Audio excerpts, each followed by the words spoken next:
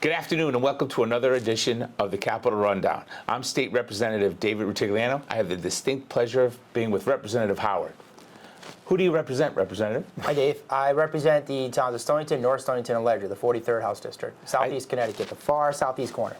So I think it's important for everybody to know what your background is and what you do for a living outside of being a representative. Thanks, Dave. Yeah, I'm a 22-and-a-half-year veteran police officer, currently a detective with the Stonington Police Department. I've had a lot of roles there, K-9 officer, field training officer, narcotics, and I've been a detective since 2015.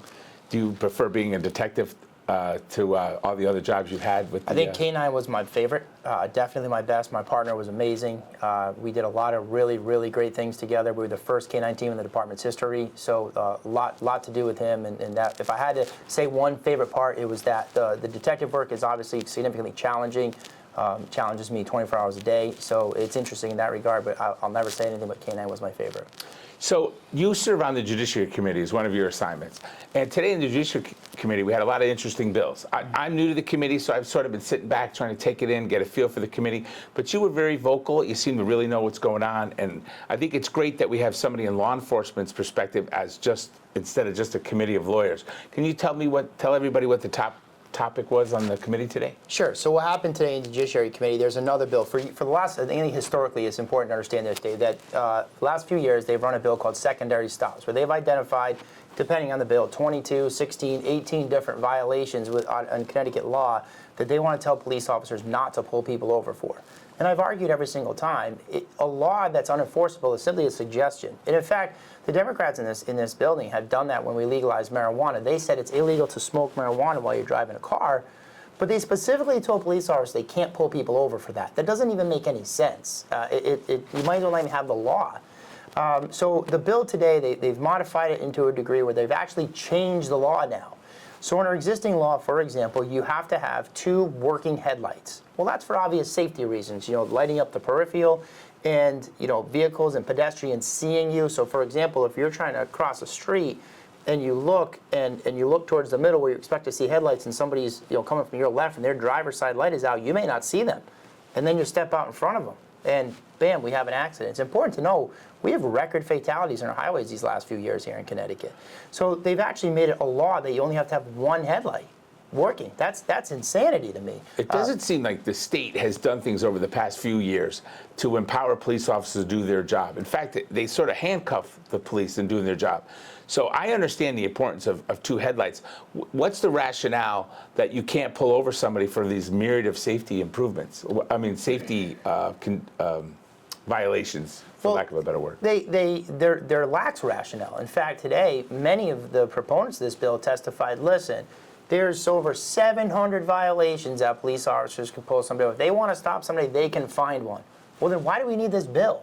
Because they keep arguing that we need to limit the police ability to stop people for these what they call low-level violations or non-safety related stops, a term I don't agree with, to limit the amount of futile police stops. Well, then why are we doing the bill in the first place if there's so many other ones? That's first of all. And then they continue to say, well, we're helping our police. Listen, the Democrats in this building have done nothing to help the police for the last 4 years. Trust me. And police officers will tell you that too. But they say we're going to help the police because they'd be better served stopping drunk drivers, speeders, reckless drivers, people texting and driving, things that cause major accidents. And they're right. That is a better use of time. But I've had yet, in these last 4 years that we've been discussing this bill year after year, I've never had a police officer come to me and say, Greg, man, I'd really like to get to those drunk drivers, but darn, those stupid out headlights are just clogging me up. That's not happening. This is a false narrative that they continue to push. And really what they want to do, to your earlier point, is they want to continue to signal to law enforcement officers in this state that the state of Connecticut does not want enforcement of our laws. That's the signal they want to do. They've done it in a variety of ways. We talked about marijuana. The Police Accountability Bill in 2020 mandated so many costly things on municipalities. Some great initiatives. Body cams, I'm a huge proponent of body cams, but they come with a significant price tag. So what ends up happening in municipal budgets, as we all know, is the budget's not going to increase by that. Something else is coming out. What's been coming out is training and other resources for police officers to do their job, and that's a real problem. It doesn't seem like any of the initiatives that they've taken over the past few years has done anything to make the public more safer.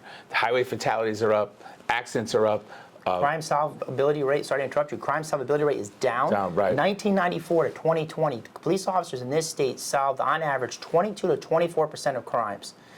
From 2020, that number dropped to 15%, and it hasn't recovered. It hovers about 15, 16, high of 17 over the last 4 years. It's important to know, during that time, we have more technology now. I've been at this job over 2 decades. We have more technology now than we've ever had. You know, the advent of flock cameras, license plate readers, the DNA advancements that we've made in forensic science, the ability to get into somebody's cell phone sometimes as a treasure chest of evidence. We never had this stuff before, geolocation data. We have all this technology, and we're solving, 7%, really a 30% reduction, but 7% less crimes than we used to. It's a real problem, and it's the policies out of this building that really need to change. Well, I got a funny feeling with everything that's going on in the Judiciary Committee, you and I are probably going to be talking again, and I appreciate your time. Keep up the good work. Thanks, Dave. Appreciate it. Got it.